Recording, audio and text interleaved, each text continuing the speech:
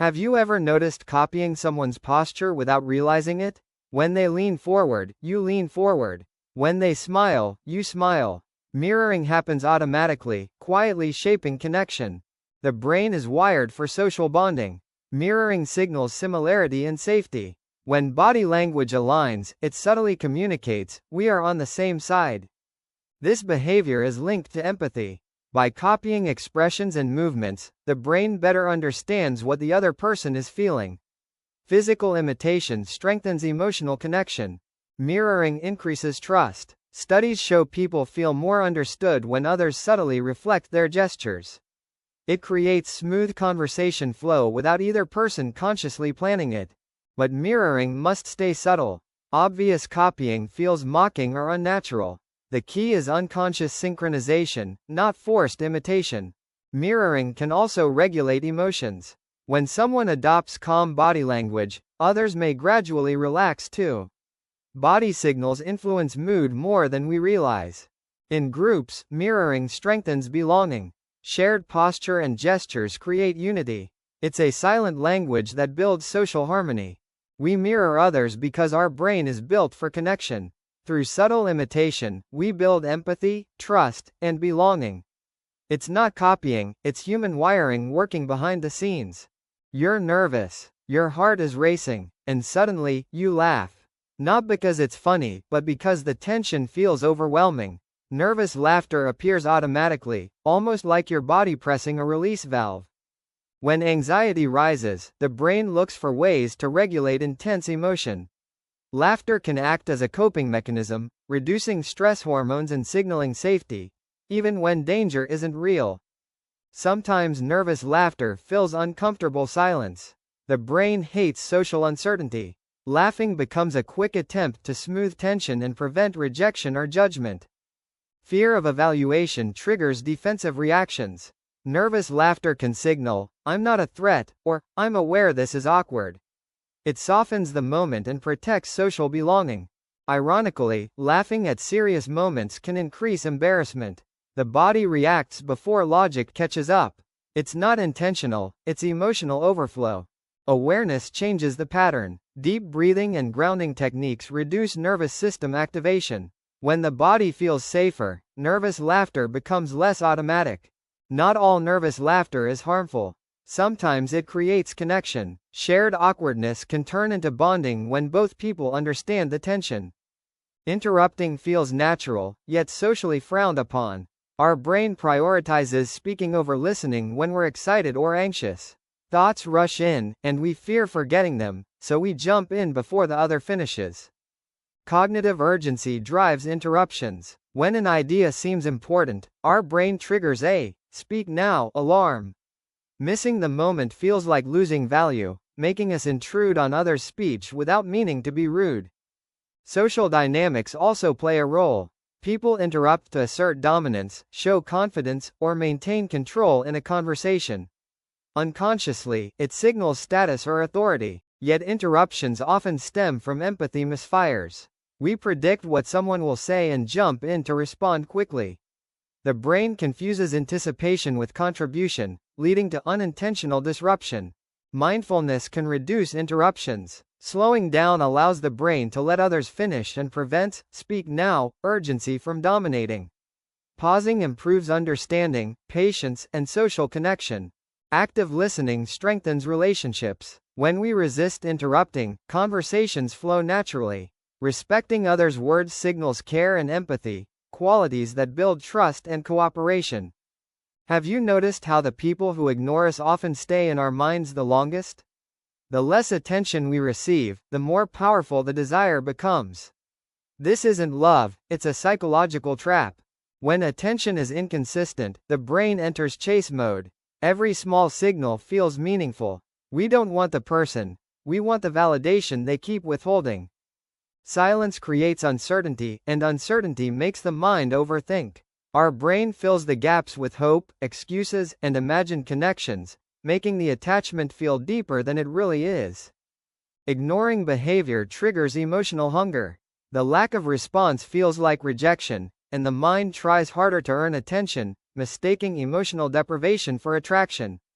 Occasional attention works like a reward system. One message, one smile, one reply resets hope. The brain becomes addicted to these rare moments, strengthening the attachment. We start believing that being chosen will prove our worth.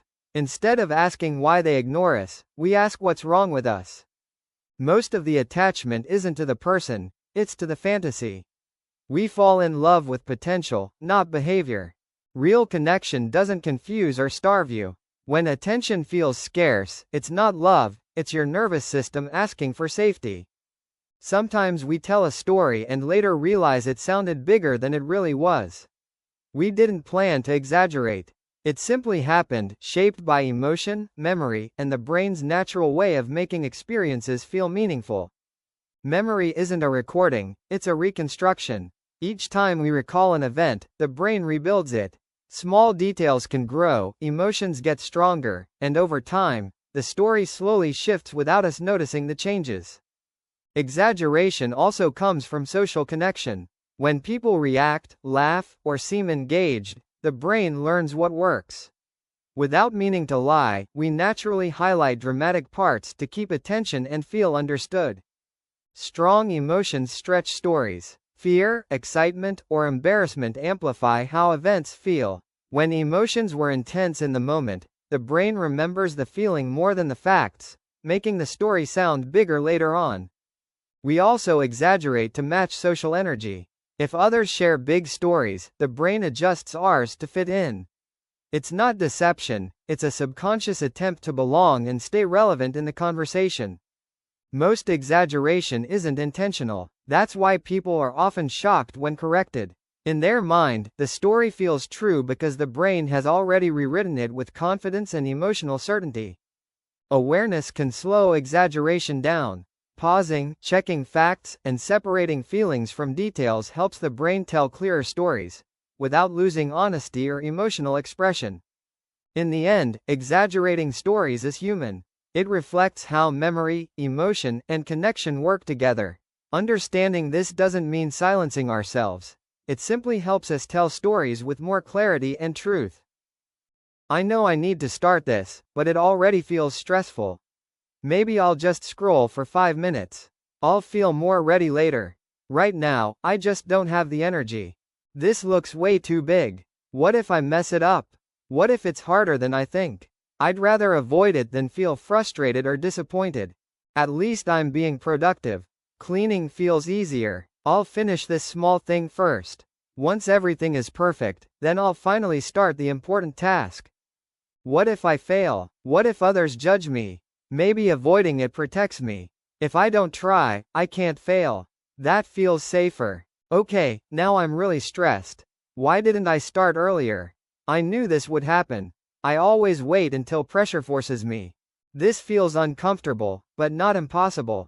Maybe starting was the hardest part. It's still tough, but at least I'm moving. It wasn't as scary as I imagined. I wasted more energy worrying than actually doing it. Next time, I'll remember this feeling. The discomfort is temporary. Avoiding it only makes it bigger. Starting small makes it manageable. Humans tie their identity to their beliefs. When someone challenges an opinion, it feels like a personal attack. Defending it aggressively is the brain's way of protecting self-esteem and social standing. Our brain treats beliefs like armor. Threats to ideas trigger fight or flight responses, releasing stress hormones. Suddenly, it's not about logic, it's survival of the ego. Confirmation bias makes us cling harder to opinions. We notice evidence supporting our view and ignore what contradicts it. Challengers feel like enemies, not teachers, fueling aggressive defense. Social identity amplifies the effect. If our ideas are linked to group belonging, defending them becomes defending our tribe. Losing an argument can feel like losing respect, acceptance, or even status. Fear of ridicule drives intensity. Public disagreement feels threatening because our brain exaggerates social judgment. Aggression is a shortcut to show strength, even if it escalates conflict unnecessarily. Pausing before reacting allows reason to return. Awareness of bias and ego can reduce aggressive defense. Not every opinion needs a battle. Sometimes silence or curiosity builds connection instead. Listening without defensiveness opens dialogue. When we separate identity from ideas, disagreement becomes learning. Respect grows, tension decreases, and aggression loses its grip. Sometimes our mind drifts away without warning. We stare into space, losing track of time. This is daydreaming, a natural mental state where the brain shifts focus from the outside world to inner thoughts and imagined scenarios. The brain daydreams when it's not fully occupied. Instead of staying idle, it begins exploring memories, ideas, and possibilities. This mental wandering helps the brain stay active, even when the task at hand feels boring or repetitive. Daydreaming often focuses on the future. We imagine success, conversations, or different outcomes. This allows the brain to practice scenarios safely, helping us prepare emotionally and mentally for real-life situations before they actually happen. Our mind also travels backward. Daydreams replay memories, helping us understand emotions or unfinished thoughts.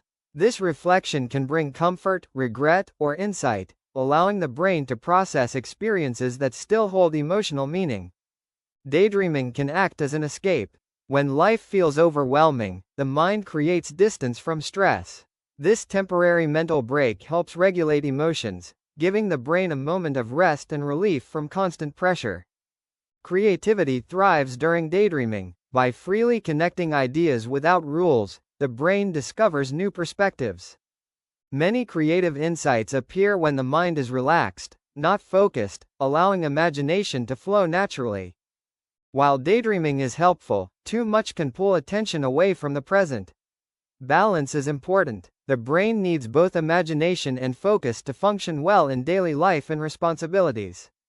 In the end, daydreaming isn't a flaw. It's a sign of a healthy, curious mind.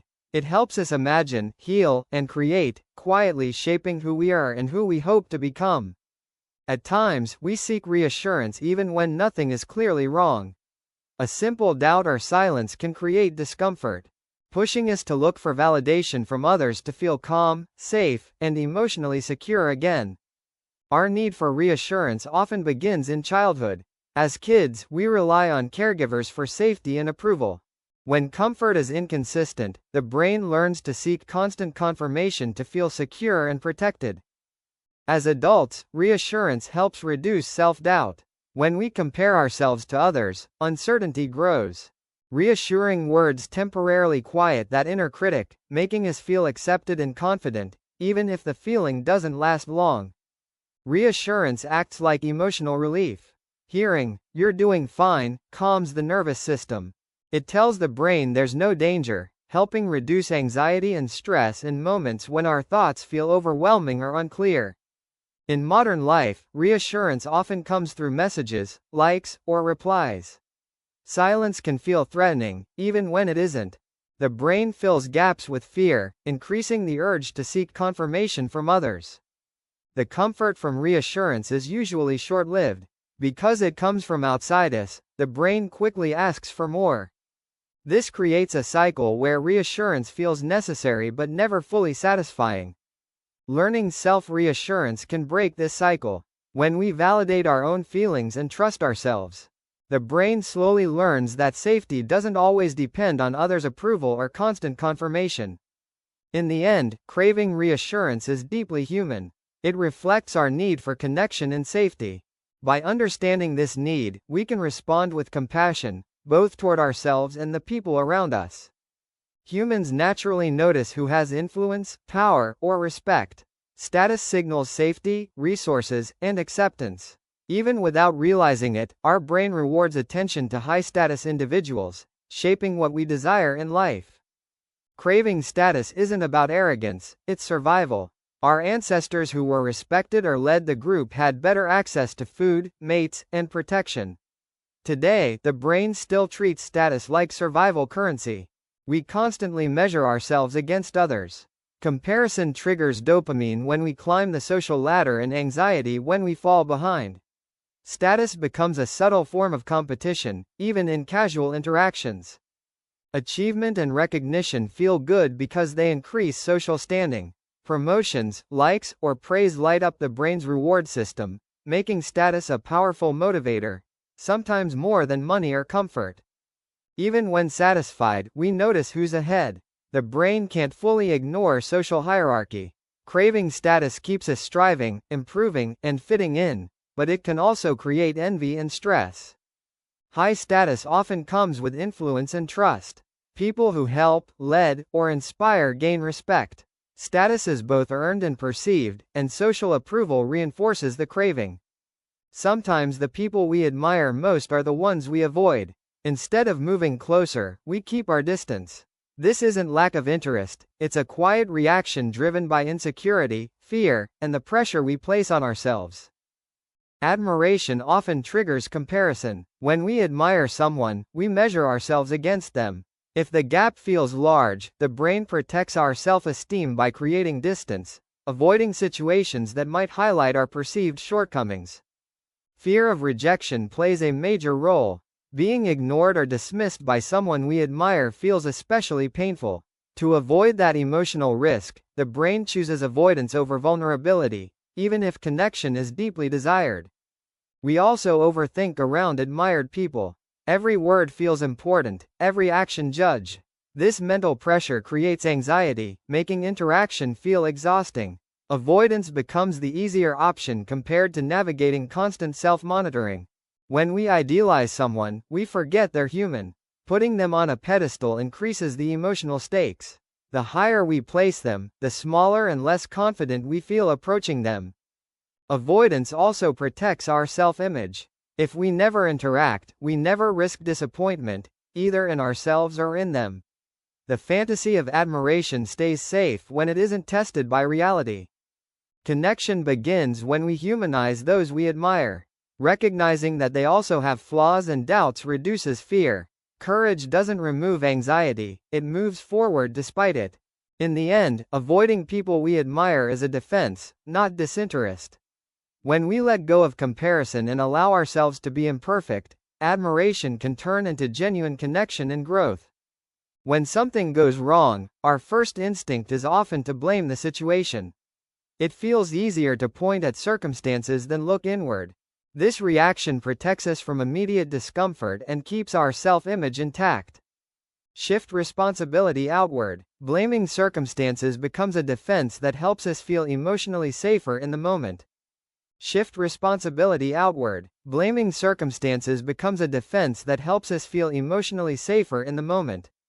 Taking responsibility forces us to face mistakes. For many people, mistakes feel like proof of personal failure.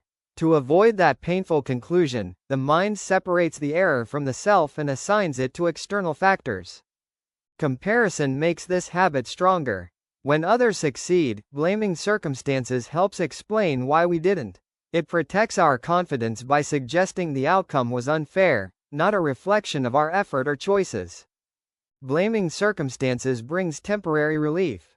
It lowers stress and keeps regret at bay. But this comfort is short-lived, because it also removes our sense of control over improving the situation. When responsibility is always external, growth slows down. If we believe nothing was in our control, there's nothing to change.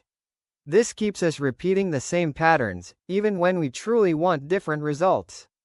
Self-reflection feels uncomfortable, but it's powerful. Accepting our role doesn't mean harsh self-judgment. It means recognizing what we can learn and what we can do differently next time. In the end, blaming circumstances is a natural defense, not a flaw. But real change begins when we balance compassion with honesty, acknowledging our choices while still understanding the challenges we face.